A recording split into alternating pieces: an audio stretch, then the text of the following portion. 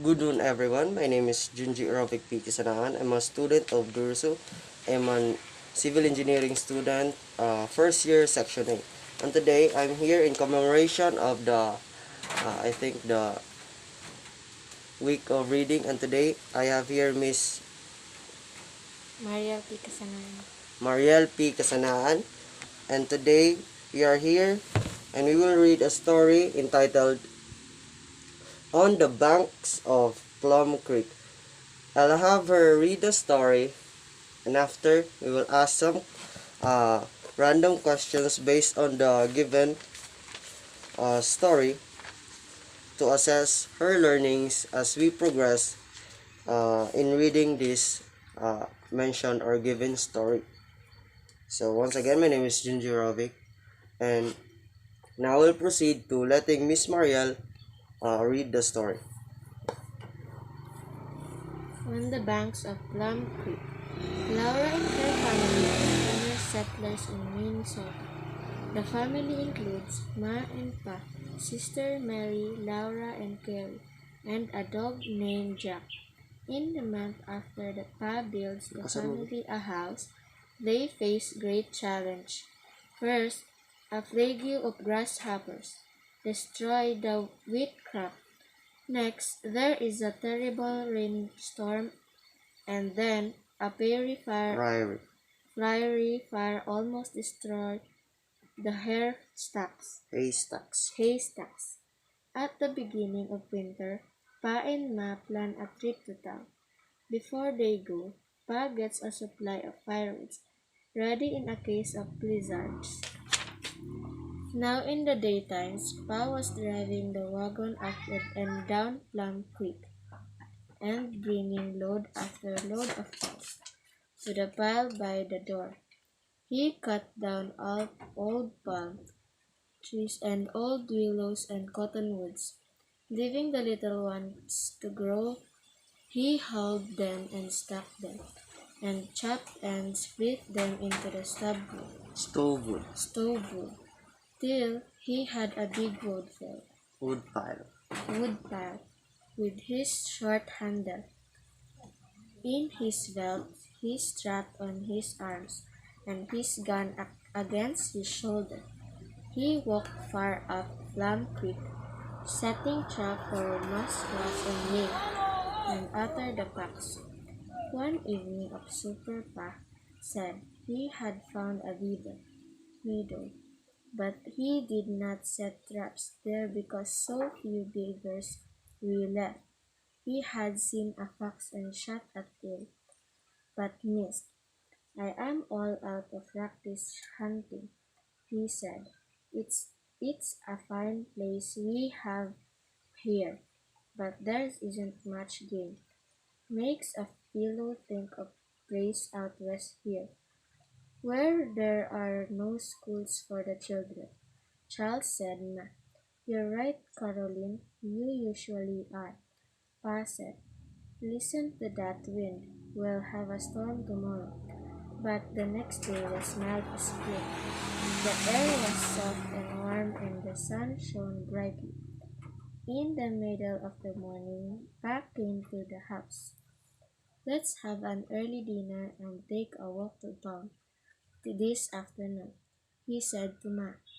"This is too nice a day for you stay indoors. Time enough for that when winter really comes." "But the children," said Ma. "We can't take Carrie on our sofa." Shucks, Pa laughed at her. "Mary and Laura are great girls now. They can take care of Carrie from the afternoon." "Of course we can, Ma," said Mary, and Laura said, "Of course we can." They watched Pa and Ma staring gaily away. Ma was so pretty in her brown and red Christmas shawl, with her brown knit hood tied under the chin, and she stepped so quickly and looked up at Pa so merrily that Laura Thought, thought she was like a bird. thought she was like a bird. Then Laura swept the floor while Mary cleared the table.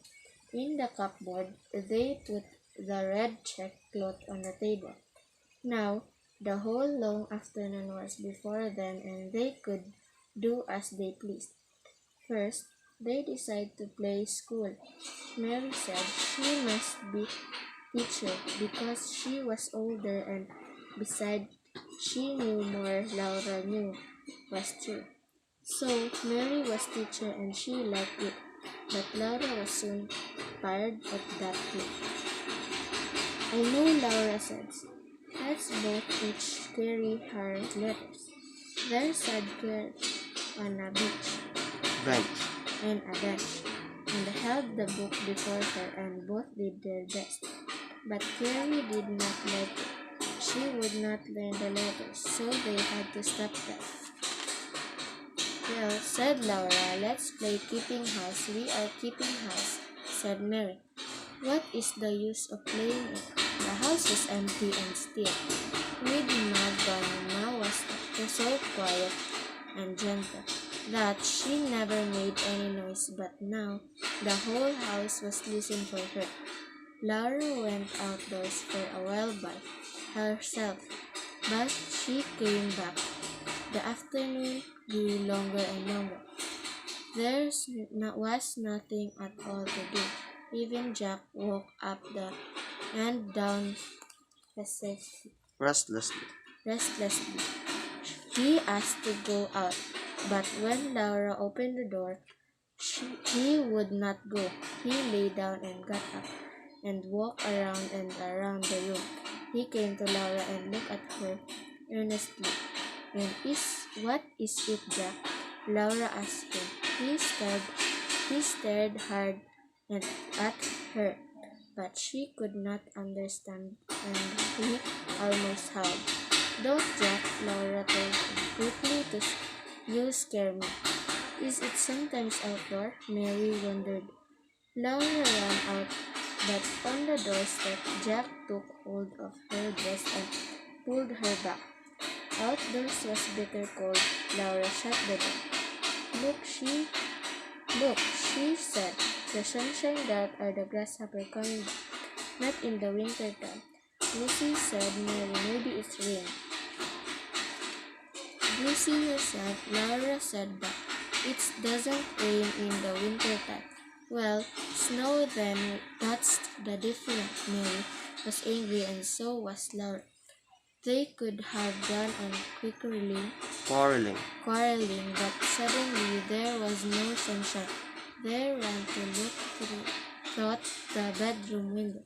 A dark cloud with a fleecy white underside was rolling past from the northwest. Mary and Laura looked out the front window. Surely it was time for Pa and Ma to come, but they were nowhere in sight. Maybe it's blizzard, said Mary. Like Pa told us about, said Laura. They looked at each other through the gray air. They were thinking of those children who froze dark straight.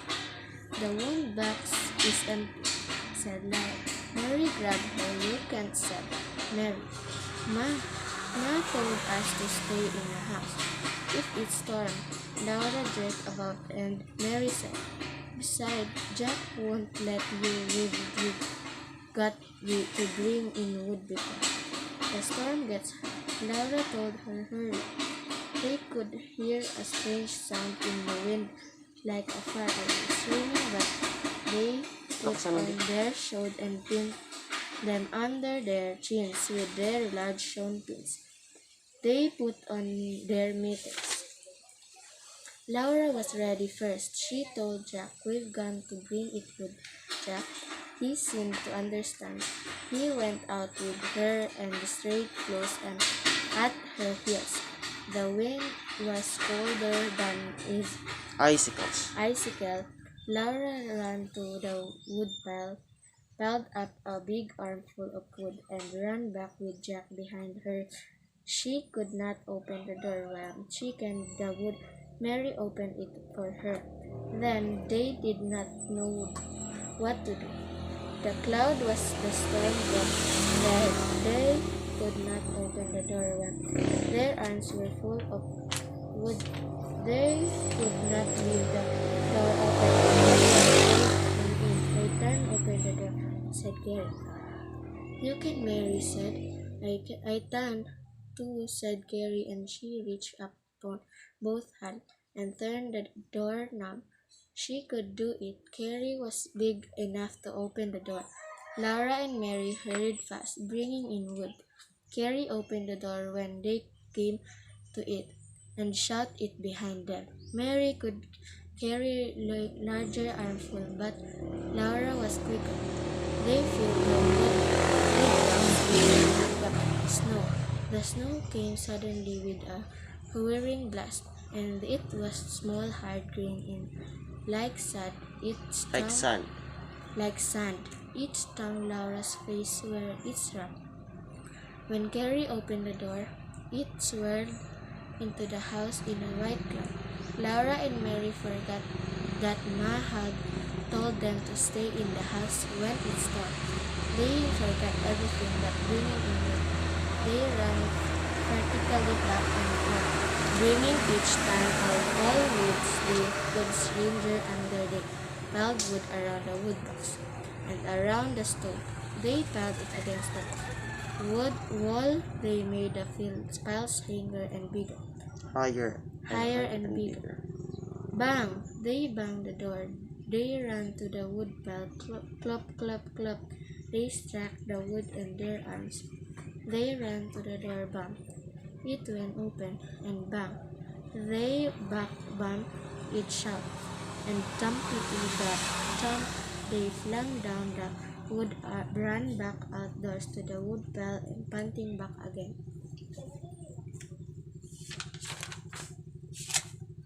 They could hardly see the woodpile in swirling with whiteness.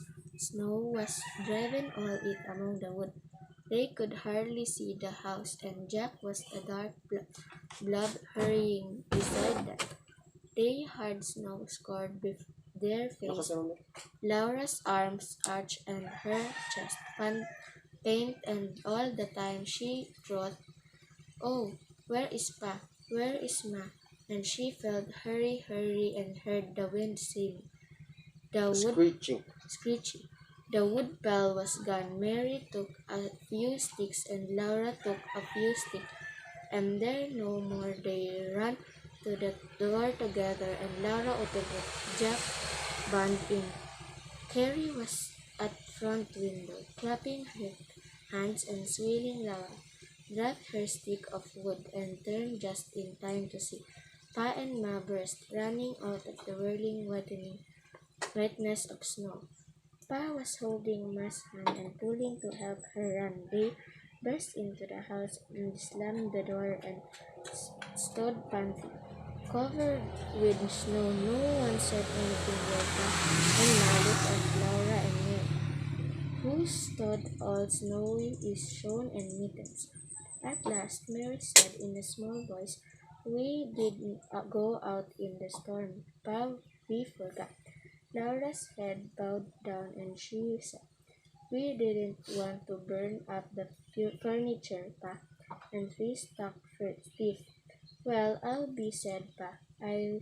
If they didn't mow the whole wood pile in, all the wood I cut to last couple of weeks, there piled it up in the house." Was the whole wood pile melt? Snow was leaking out of it and spreading in puddles. A wet path went to the door. There snow lay unmelted. Then Pa's great laugh rang out, and Ma's gentle smile shone warm on Mary and Laura. They knew they were forgiven for disobeying because they had been wise to bring it wood. True, perhaps not quite so much wood. Sometime soon they would be old enough not to make any mistake, and then they could always decide what to do. They could not have to obey Pa and Ma anymore. They must to take off Ma's shawl and hood and brush.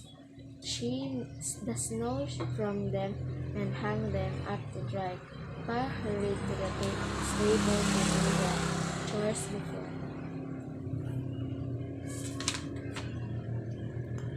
The storm grew worse than while Ma rest. They stopped the waiting before them, and they swept and moved the floor. The house was neat and Mop the floor. mopped the floor. The house was neat and cozy again. The tea kettle hung in the fire shone brightly from the drunk about the stove heard. Snow wished against the window. Pa came in. Here is a little milk I could get her with the wind blew it up out of the pail. Caroline, is the terrible storm. I couldn't see an inch and the wind come all direction at once. I thought I was on a path, but I couldn't see the house, and well, I just barely bumped against the corner another foot of the left hand. I never would have got it. Charles Mason. Nothing to be scared about now, said Pa, but if hadn't run all the way from town and beat the storm here. Then his eyes twinkled. He wrung Mary's hair and pulled Laura's ear. I'm glad for this would be nice to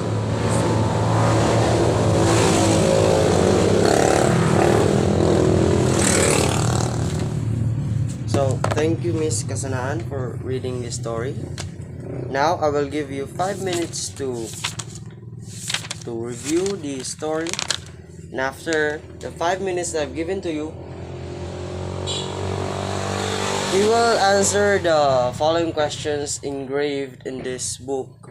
I've given you 5 minutes, we will answer the 3 following questions, and then we will proceed to read another story until such time that the 30 minutes time is all used. Okay. Tara. Bigyan kita ng 5 minutes, no, tapos is mag-study ka lang. Tawagin mo lang ako pag 22 na yan, no? Tama.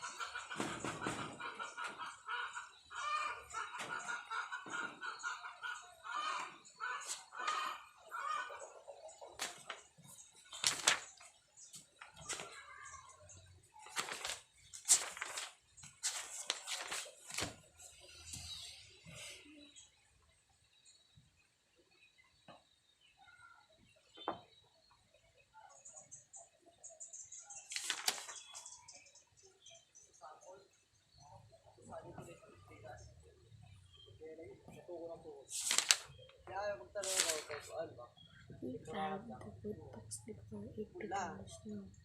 Ilan lang, be? 21. 21?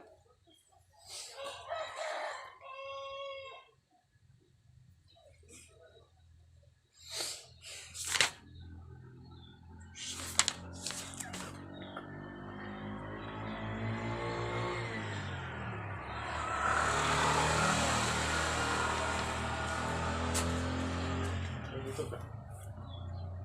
Dito na lang.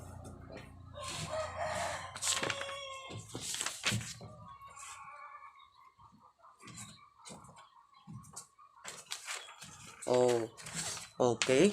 I think we've given Miss Marielle plenty, ample of time to study the given story. And now we will ask questions pertaining to the story, which the author is Miss Laura Ingalls Wilder. Today we will ask 3 questions, or 4 or 5, depending on the time left. First question. What decision do Laura and Mary have to make when they see the storm coming? Why is this decision difficult? Give me any idea, anything at all. They filled wood box before it began to snow. Okay. Your answer is that they filled the... Wood box before it began to snow. Very good. Before it began to snow, which they have noticed prior to the snowing, I think, they decided that it was a better decision to store uh, the plenty wood back to their house before the terrible snowstorm gobbles up the remaining wood pile. And do you think, why is this decision difficult for them? Why is this decision difficult for them to decide? And why is that?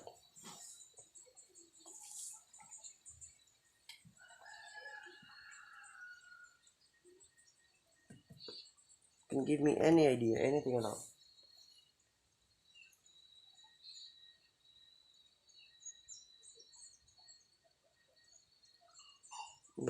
Nine. Just an idea based on the story given. Anything at all.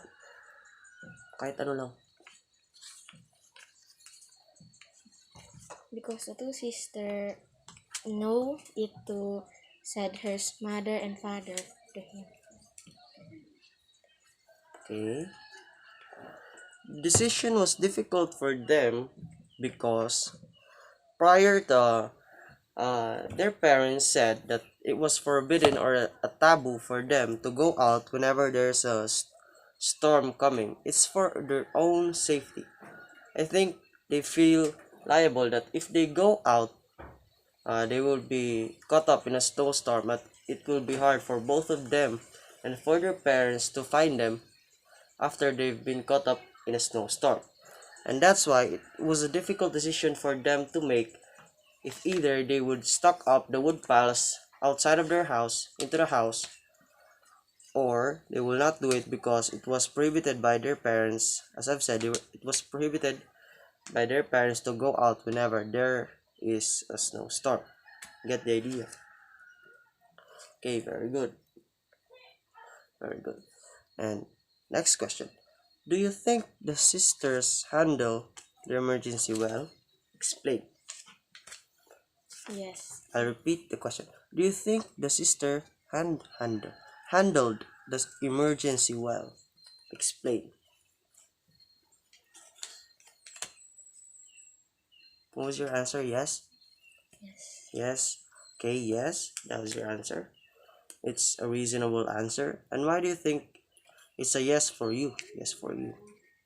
Give me an explanation.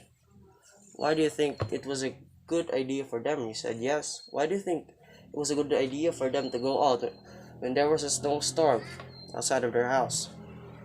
Currently outside of their house. Because the two sisters can pull the wood box before the snow. Oh, very good. It was a good decision for them to go out before the snowstorm. Actually, before the snowstorm, because there was plenty of wood pile that their father piled prior to the pri- excuse me.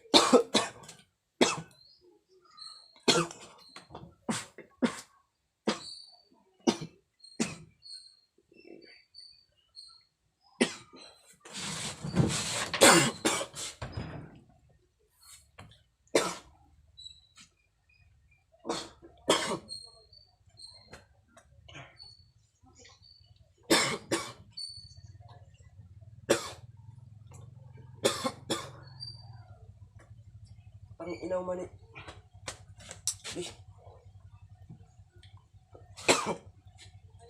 Excuse me.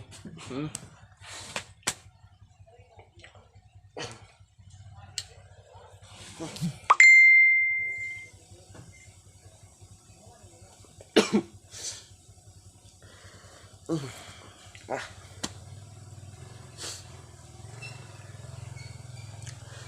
What was your answer? Ready? Stay.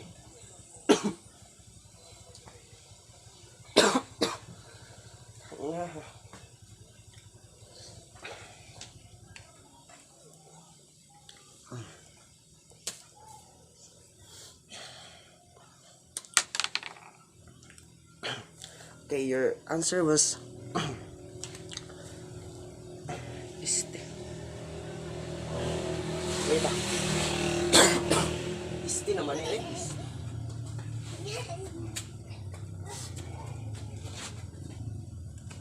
Okay, sorry about that. I was kind of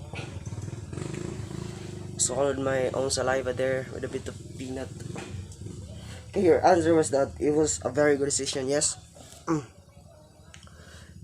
Okay, it was a very good decision because their decision to save up the wood piles before the snow. They've given them ample of wood piles remaining for the rest of the winter season, which would have come pretty difficult for them if they would have not stockpiled the given wood piles. I think your answer was a very good answer because you've kind of based it purely on the given given story.